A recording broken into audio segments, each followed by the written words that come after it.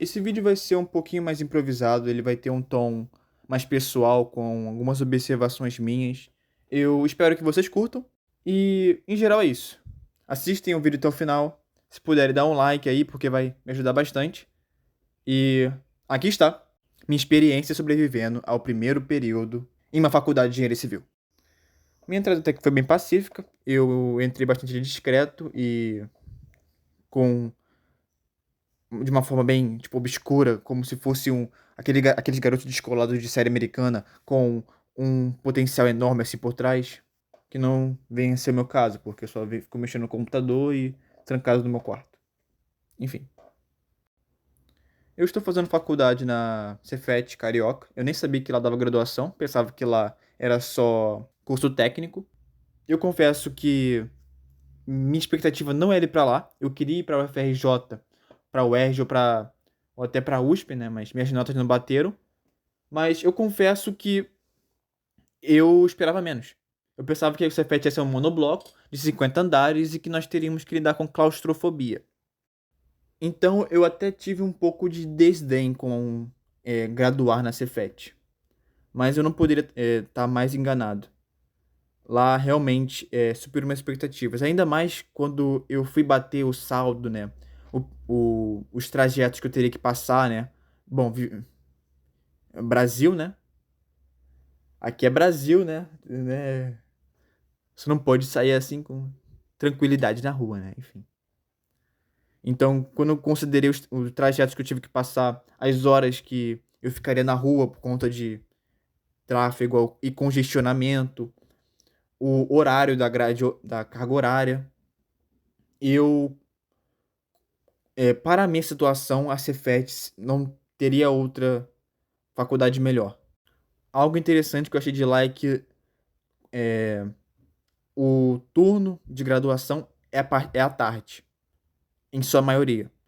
Então, como a Cefet também dá curso técnico, né? A parte da manhã é só os júniors, né? Só a galera do ensino médio. E a parte da tarde é só os graduandos, assim, os que estão fazendo faculdade. Então, a minha manhã fica livre, eu posso fazer minhas atividades físicas, né? Agora eu tô correndo, então minha manhã fica livre. O que eu tava conversando assim com alguns colegas é um lado positivo, né? Até com colegas de outras faculdades, que eu vou poder estagiar nessa parte da manhã, que é quando eles geralmente. Mas eu permaneci na Cefet porque depois que eu calculei todo o saldo, né? Eu percebi que a Cefet era a melhor opção para mim. Quanto de. Eu digo quanto a transporte, quanto a tempo que eu vou ficar exposto assim na rua, né? Não que eu seja uma célebre, uma pessoa super famosa que todos vão querer ir atrás de mim, né? Mas vocês sabem, vivemos no Brasil e a situação tá complicada ultimamente. Por começar à tarde, o período dos graduandos pode chegar até 10 horas da noite. Então vai ter período meu que eu vou estar saindo de lá, dias, né, da semana que eu vou estar saindo da Cefet, umas 9h30, 8h40 por aí. E talvez chegando em casa 11h30, 11h40. Quanto aos, quanto aos aprimoramentos tecnológicos, né? As atualizações que saem os novos métodos, enfim. Não foi o caso, lá até que é bem conservado. Claustrofobia, assim, emergente. Não foi o caso. Lá até que é bem bonito, as coisas. Os lugares. Ó, a moto. Eu achei lá bem conservado, né? Bem. As coisas bem cuidadas. Então, de 0 a 10, eu daria um 8. Tem ali algumas lacunas assim, né? Mas isso é pra passar de boa. E também, né? O país que nós vivemos, enfim. Tá, mas vamos em si ao que interessa. O primeiro período. Tá, vamos lá. É, eu apanhei. Eu apanhei. E dou destaque para 3 matérias: álgebra linear, química e vocês já sabem o famigerado cálculo. E teve desenho que não era para ser difícil, mas a professora parecia que fazia questão de tornar aquilo difícil. Então nem vou considerar nesse vídeo. O que eu me surpreendi foi que A média, na verdade, é 7. E, tipo, em todas as escolas que eu estudei, assim, era 6. Isso pode não parecer nada, assim, uma diferença, não uma diferença tão grande, mas quando você tira um 6 na P1, você precisa tirar um 8 na P2, para assim passar direto. Mas e se você tira um 5 na P1, você terá que tirar nada mais e nada menos que um 9. Já pensou tirar um 9 em cálculo? Aí, basicamente, de 10 questões você pode errar uma. Enfim, eu não sei se vocês já fizeram faculdade ou já vão começar a fazer. É uma de 5 você ir pra 9 assim, de uma prova pra outra, é meio puxado. Então, deixando esse ponto. Tentem tirar o máximo que vocês conseguirem na P1, porque vocês já vão poder ir com mais calma na P2. Sério, ajuda muito. Aí, se você não passa direto, você vai pra PF. E na PF, você vai fazer mais uma prova. E a média aritmética das 3 provas tem que dar maior ou igual a 5. Pelo menos isso. Aí dá pra dar uma equilibrada ali. Agora, álgebra. Para a álgebra, eu tive que suar, mas eu consegui passar na média padrão. Pegamos assuntos relacionados a matrizes e sistemas lineares, assim, de início. Então, eu como não tive essa base, assim, no terceiro ano do ensino médio, eu tive que ir atrás do conteúdo básico, né? Mas, já sabendo disso, você já consegue dar um passo à frente, né? Tipo, matrizes, que algumas escolas dão. Não foi o meu caso, tive que aprender com os professores, assim, os universitários do YouTube. Posteriormente, vetores, planos e retas. Me pareceu fortemente uma revisão para as matérias posteriores, assim. Para a química, ai ai, meu amor à química. Como falarmos mal após termos quase gabaritado? Essa me assustou. Essa me assustou de início. Veio Lei de Hess, eletrosfera, radiação, termodinâmica e termoquímica para uma mesma prova. Aí, então, tipo, nos finais das aulas, nós ficava comentando o que a professora vai passar. Tipo, ela deu 8 matérias e aí? Ela vai dar o que na prova? Ela deu 8 matérias, uma em cada aula, diferente. O que ela vai passar nessa prova? Por sorte, eu fortaleci minha base em química, tipo, um ano antes. Por conta da greve, eu fiquei em casa, assim, 8 meses. Eu não sei se essa experiência foi positiva para minha relação com meus parentes, né? Eu fiquei jogando em casa, trancado e, enfim.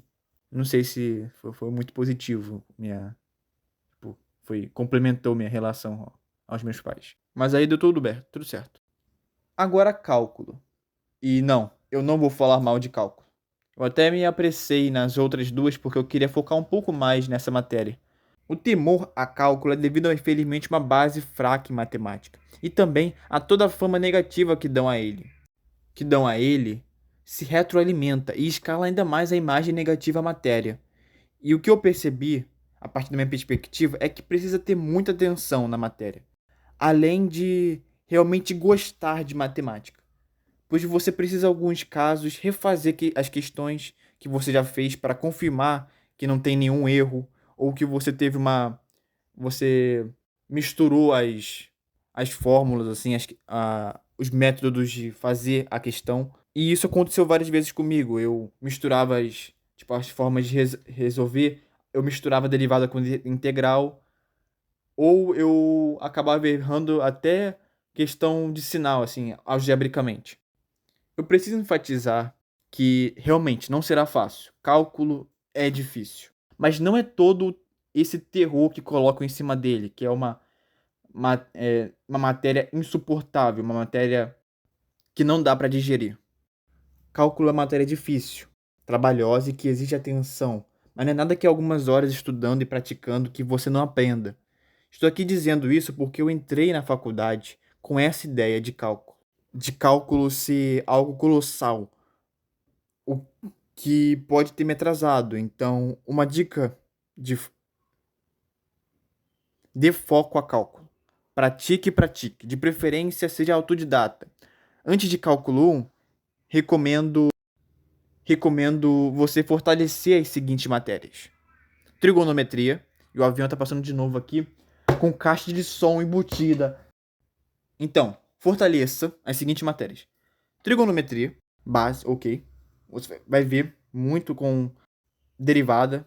Mentira, derivada não. Sim, derivada. Derivada, limite e integral. Você vai encontrar trigonometria.